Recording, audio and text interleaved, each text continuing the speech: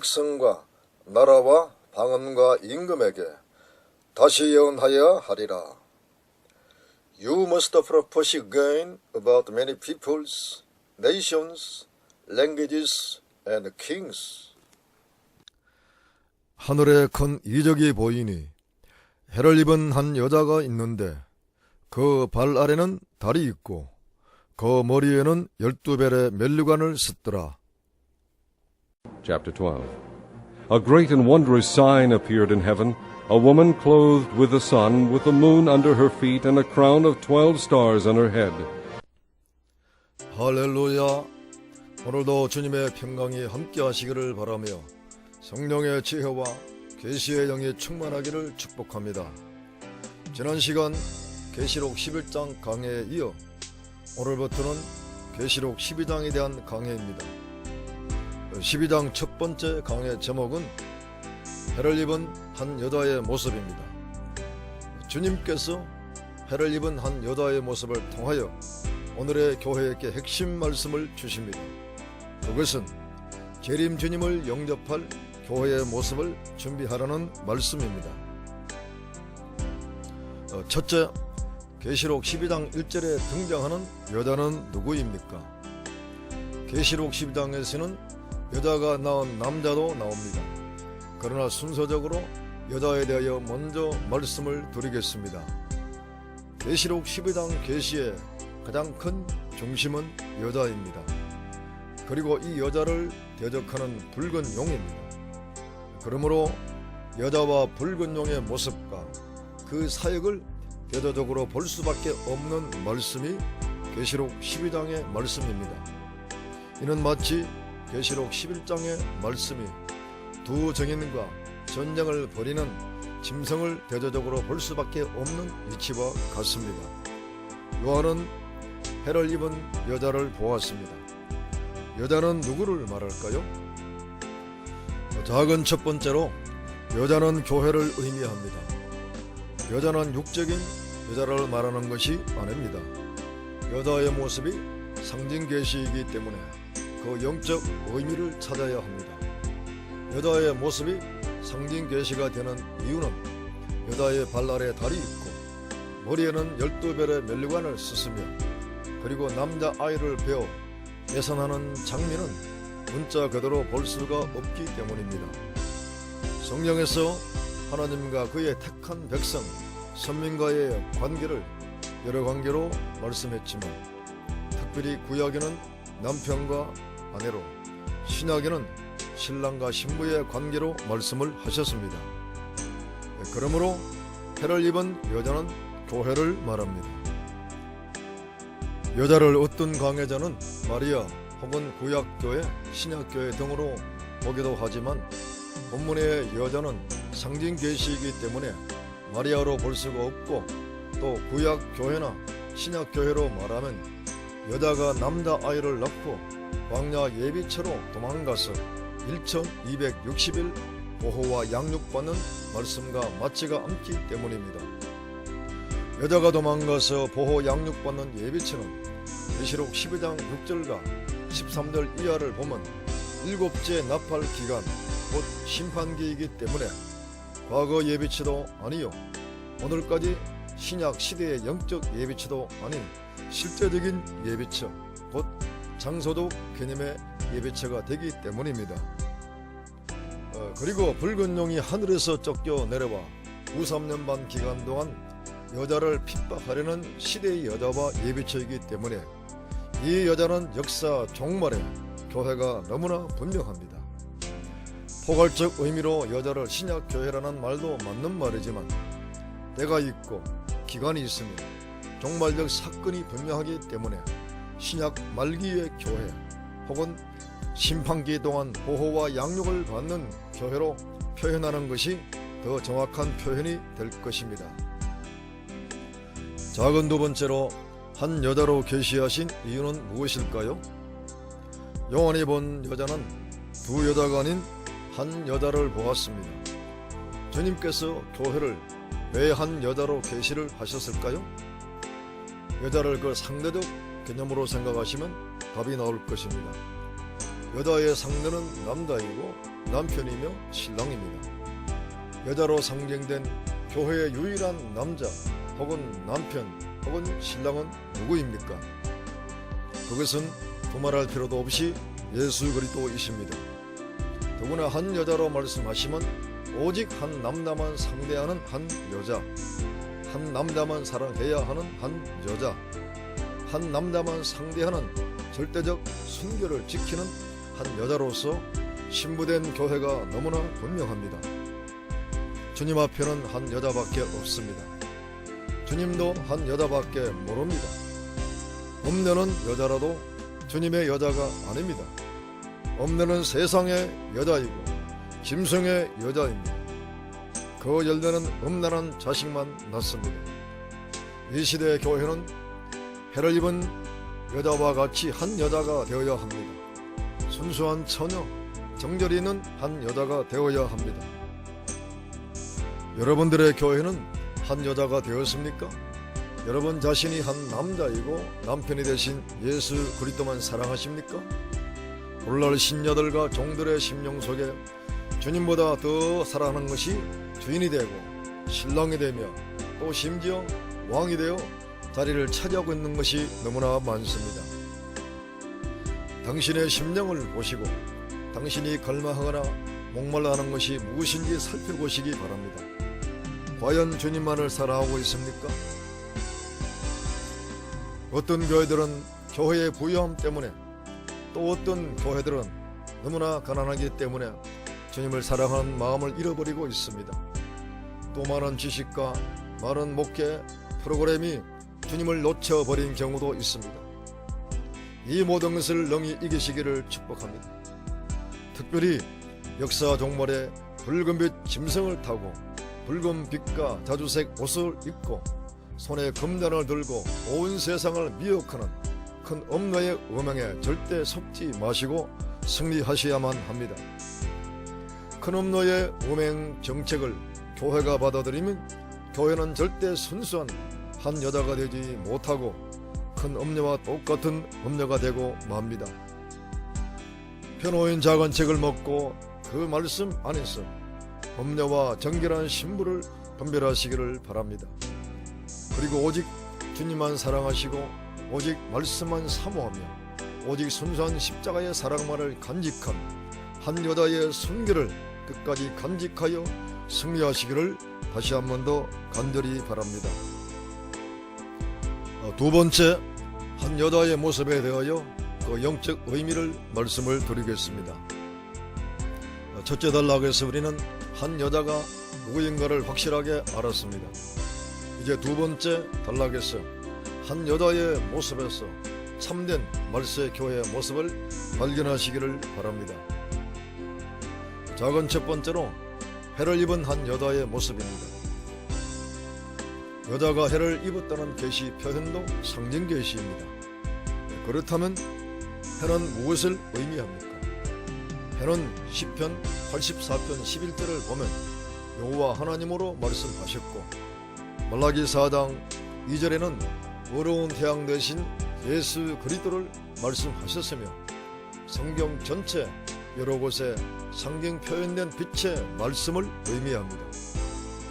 그러므로 여자가 해를 입었다는 말씀은 예수 그리스도로 옷을 입었다는 뜻입니다. 이는 예수 그리스도의 사랑과 공의, 그리스도의 인격과 영성으로 충만한 상태를 의미합니다. 다른 표현으로 예수 그리스도의 말씀으로 옷을 입었다는 뜻입니다. 예수님은 생명의 빛 자체이시고 예수님의 입에서 나온 말씀도 생명의 빛이시기 때문에 해를 입은 교회는 생명의 빛이 충만한 교회요 생명의 빛이 찬란하게 빛나는 교회입니다.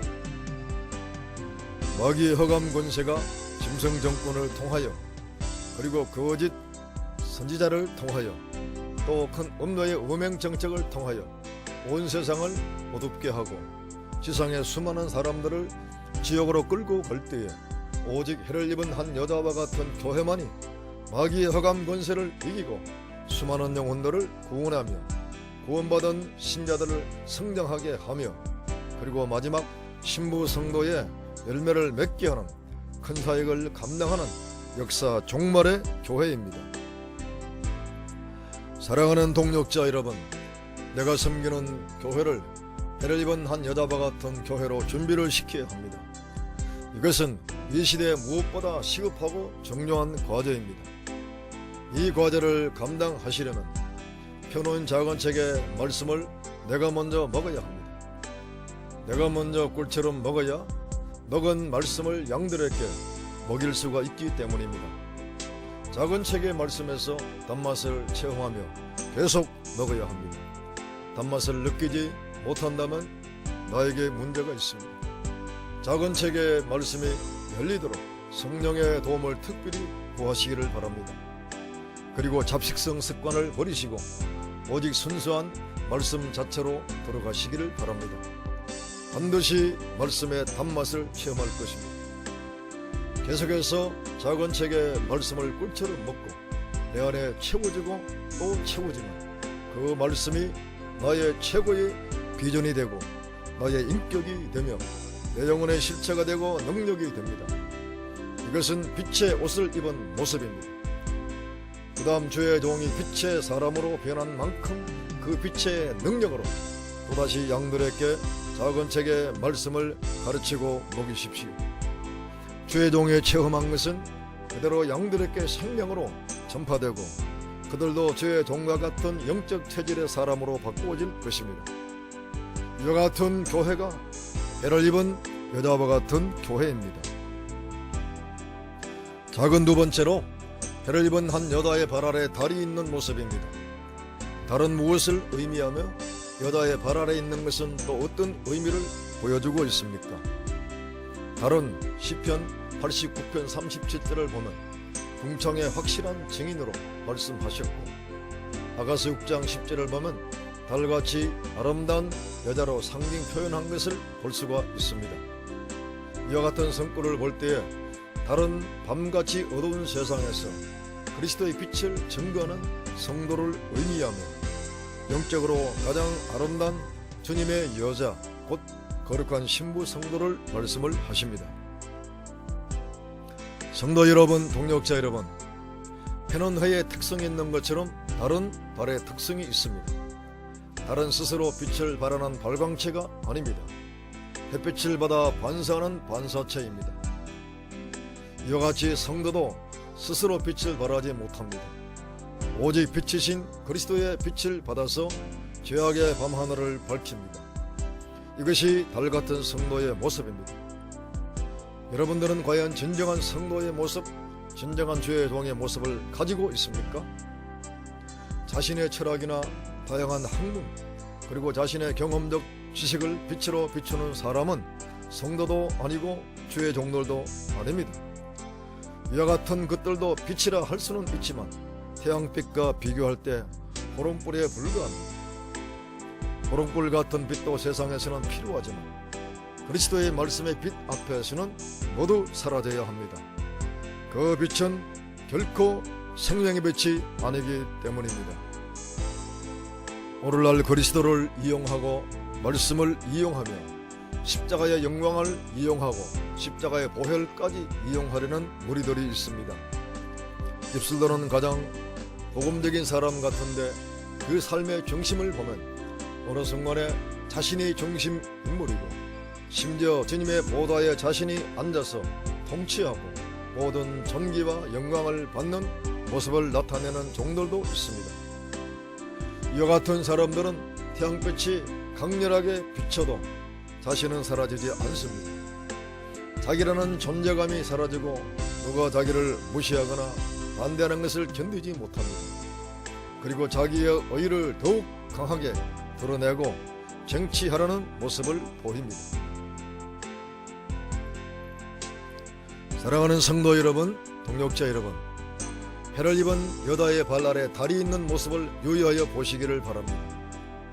이 모습은 주님의 빛 앞에 무릎을 꿇고 주님의 권위 아래 복종하는 모습입니다.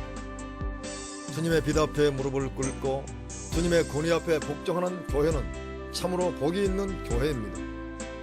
그러나 자기 의가 강한 사람들은 무릎을 꿇지 않습니다. 조건이나 인간의 권력 앞에는 무릎을 꿇어도 결코 진정한 영적 권위 앞에 무릎을 꿇지 못합니다. 과연 이런 종들이나 이런 신자들이 있는 교회라면 이 교회는 전혀 준비되지 못한 교회의 모습입니다. 이 말씀을 통하여 깨닫고 버릴 것은 빨리 버리고 취할 것은 믿음으로 빨리 취하여 가장 아름답고 거룩한 달과 같던 성도의 모습으로 준비되시기를 주님의 이름으로 축복합니다. 작은 세 번째로 해를 입은 한 여자의 머리에 12별의 면류관을 쓴 모습입니다. 해를 입은 여자의 머리에 12별의 면류관은 무엇을 의미합니까? 해를 입은 여자가 교회를 말하기 때문에 12별은 12사도를 상징적으로 보여준 것이 분명합니다. 별은 그리스도를 상징하기도 하지만 12별은 그리스도를 상징하는 별이 아니라 교회의 사자로 상징된 별입니다. 면류관은 헬라어로 스테파노스인데 이는 승리자가 쓰는 월계관을 의미합니다. 12사도는 모두가 승리한 종들입니다. 이들은 신약 교회를 상징하며 교회의 터가 되었습니다. 해를 입은 여자는 12사도들의 터 위에 건축된 집이요 12사도들의 승리의 신앙을 이어가는 교회입니다. 12사도의 승리의 신앙으로 복음 역사의 출발이 되었고 하나님의 교회가 세워졌으며 그리스도의 나라를 건설하는 실제적인 역사의 출발이 되었습니다. 이제 해를 입은 여자로 상징된 신약 종말의 교회가 12별의 면류관을 쓴 것은 12사도가 승리한 것처럼 이 여자도 12사도의 승리 신앙을 그대로 이어받아 승리함으로 12사도가 시작한 모든 구속의 역사를 완수하게 됩니다. 곧 12사도가 시작한 복음 역사의 끝을 맺고 교회 역사의 끝을 맺으며 하나님의 나라를 이 땅에 전국적으로 완성하는 마지막 사명을 감당한다는 뜻입니다. 12사도의 면류관을 쓰는 승리의 신앙은 어떤 신앙입니까? 12사도의 승리 신앙의 핵심은 오직 예수 중심, 십자가의 사상과 증거자의 정신을 가지고 죽도록 충성을 다하되 오직 성령으로 역사한 신앙의 삶의 모습입니다. 오늘 이 시대의 교회는 마땅히 12사도의 승리 신앙으로 무장하여 해를 입은 여인 같은 교회로서 그 사명을 다 감당을 해야만 합니다. 셋째 단락에서 해를 입은 한 여자를 하늘의 큰 이적으로 말씀하신 이유를 말씀을 드리겠습니다. 이적 세메이어는 상징, 기적, 놀라운 일, 표적, 이적, 기사 등의 의미를 드러내고 있습니다. 그렇다면 하늘의 큰 이적은 하늘의 큰 상징 혹은 큰 표적, 놀라운 일 등으로 말할 수가 있습니다. 해를 입은 한 여자의 모습이 왜 하늘의 큰 이적이 될까요? 주님께서 표적을 구하는 바리새인들에게 하신 말씀을 기억하시기를 바랍니다. 주님은 표적을 구하는 바리새인들에게 참 표적이 무엇인가를 말씀해 주셨습니다. 그것은 한마디로 예수 그리스도의 십자가의 죽음입니다. 한 여자의 모습을 큰 이적으로 말씀하심도 그 모든 모습을 통해 구속사의 핵심이 되는 예수 그리스도의 십자가를 보여주고 역사하기 때문입니다. 한 여자가 해를 입은 모습 속에서 큰 이적을 보여주고 있습니다. 그것은 이 교회는 오직 예수 그리스도로 옷을 입고 그리스도의 말씀과 영광으로 충만하여 온 세상 사람들에게 십자가 구원의 길을 비춰주고 생명의 역사를 나타내기 때문에 여자의 모습이 큰 기적이 되는 것입니다. 사랑하는 성도 여러분, 동역자 여러분, 한 여자의 모습은 네 가지 모습입니다. 그 여자는 해를 입었고 발이 그 발 아래 있으며 머리에는 12별의 면류관을 썼습니다. 그리고 그 여자는 남자아이를 배워 예산의 고통 후 아들을 낳는 모습입니다. 이 여자의 모습이 하늘의 큰 이적이 되는 이유는 그 모습 하나하나에 모두 십자가 구속의 영광을 나타내기 때문입니다. 햇빛, 달빛, 별빛, 면류관의 승리, 그리고 아들을 낳는 역사 모두가 그리스도의 영광, 그리고 구속사의 영광을 말하고 있습니다. 죄를 입은 한 여자와 같은 교회는 주님 재림을 영접하는 교회입니다. 주님의 재림은 구속사가 완료되는 시점입니다. 구속사가 완료되는 시점에 역사하는 교회는 그리스도의 영광 그리고 십자가 구속의 영광을 최고로 나타내는 것은 너무나 당연합니다. 이것이 말세 죄악의 밤하늘에 나타날 큰 이적입니다. 사랑하는 성도 여러분, 동역자 여러분, 말세의 이 세상 가운데 가장 큰 이적은 예수 그리스도의 십자가밖에는 없습니다. 그러나 거짓 선지자는 온갖 기적과 능력으로 신자들을 미혹합니다. 심지어 하늘에서 불이 떨어지는 표적도 나타냅니다. 그러나 속지 마십시오. 간교한 마귀는 오늘도 세상 사람들의 심리 속에 큰 표적을 기다리는 마음을 심어주고 이 세상의 온갖 문제를 속 시원하게 해결할 초월적인 존재를 계속 부각을 시키고 있습니다. TV 방송을 통해서 온갖 마술과 초능력자들을 등장시키는 이유가 마귀의 술수임을 잊지 마시기를 바랍니다. 오늘 이 시대의 교회는 마귀의 술법을 무너지게 만드는 참이적을 나타내는 교회로 준비를 시켜야 합니다. 큰 건물을 짓는 것도 큰 행사나 대형 집회를 하는 것도 큰 이적이 아닙니다. 많은 병자들을 고치는 것도 큰 이적이 아닙니다. 신비한 신비주의 현상을 나타내는 것도 큰 이적이 아닙니다. 그것 자체가 구속 사역을 완성하는 것이 아니기 때문입니다. 오직 어린 양의 십자가만이 과거나 현재 그리고 미래의 하늘까지 최고의 큰 이적입니다. 배역하고 엄란한 세대 가운데 오직 십자가의 능력을 나타내는 교회, 십자가 보혈의 은총이 강물같이 흘러가는 교회로 준비시키시기를 주님의 이름으로 축복합니다. 아멘. 할렐루야.